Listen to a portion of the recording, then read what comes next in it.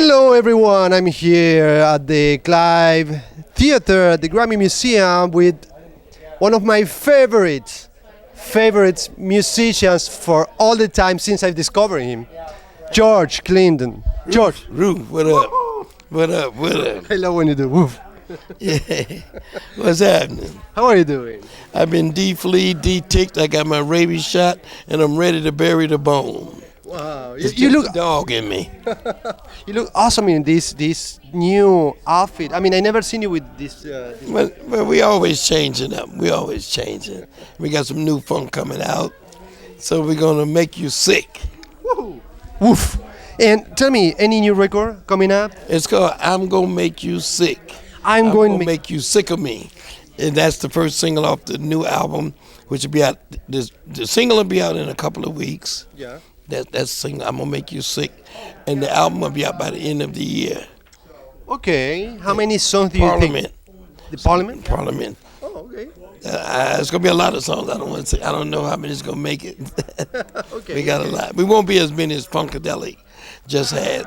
That was 33 songs on that album. Wow. Shake the Gate, the one that's out now. You have a lot of people working with you, right? Oh, the funk is always a lot.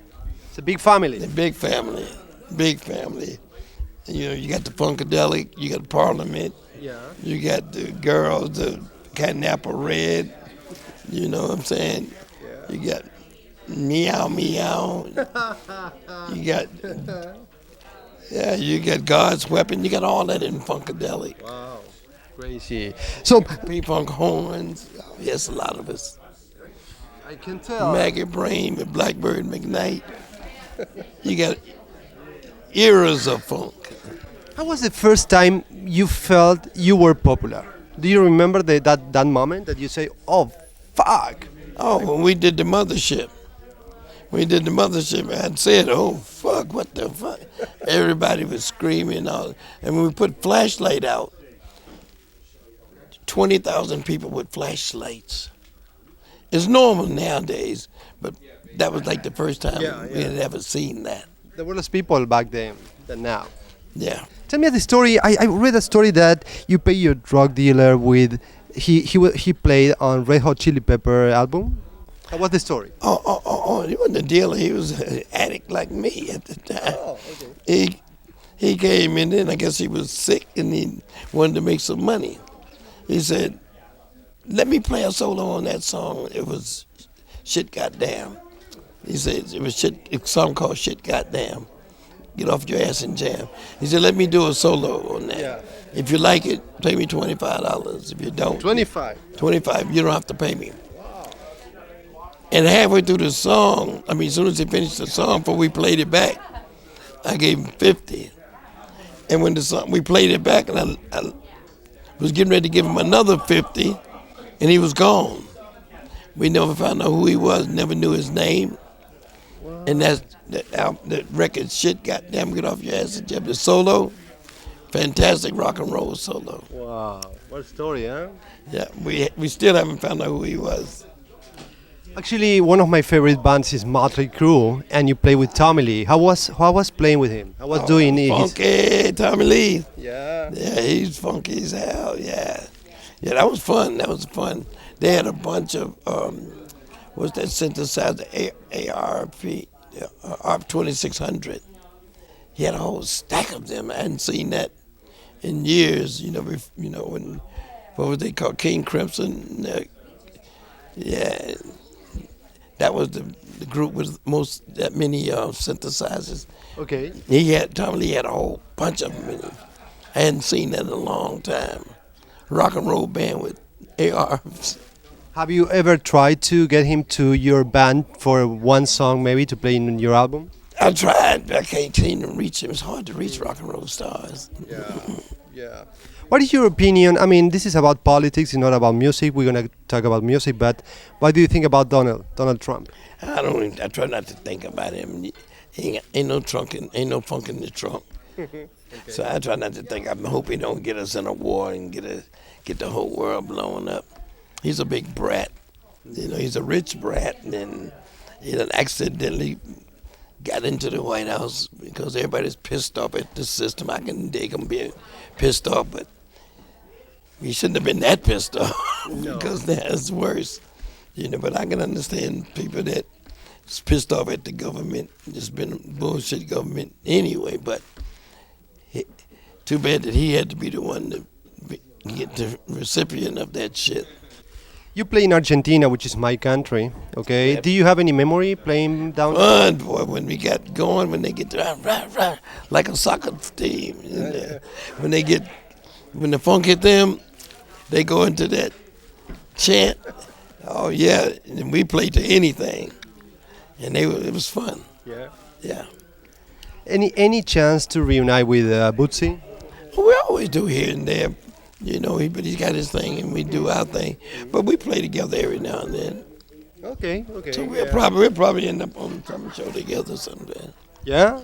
Oh yeah. That would be awesome. Oh yeah, probably. There's not too many musicians from the band that is alive. I mean, there are A many. lot of them has passed. Yeah, a lot of them.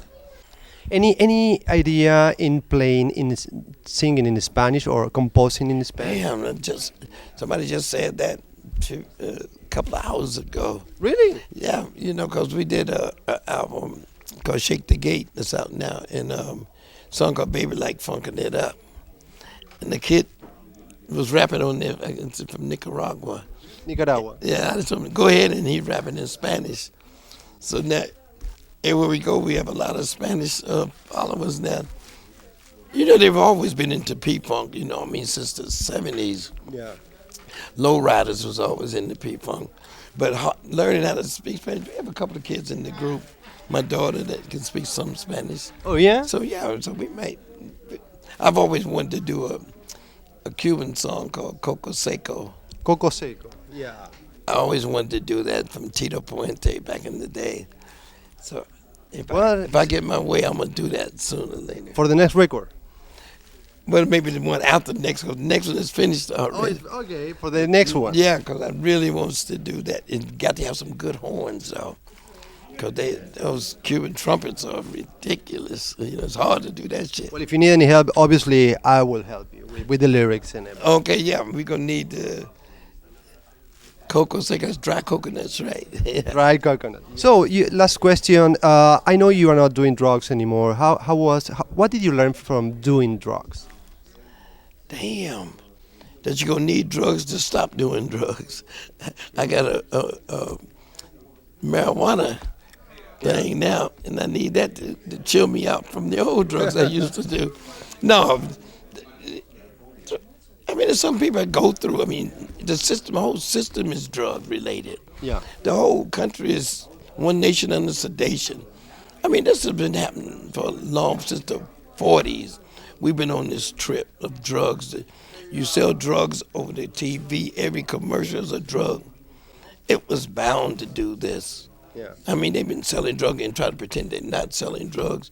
Now the doctors are selling drugs, opiates and all that. It was bound to get to this point before we evolve into whatever in the next phase. We'll probably have computer habits in the future, but the drug thing is I'm hoping it's peaking, because now they find it's scared, because the whole country seems to be on opiates, and they've been doing it for the longest. Your dentist gave you a ton of hydrocodone when you got an abscess. Everybody in your family was hooked by the time the bottle ran out. So Insane.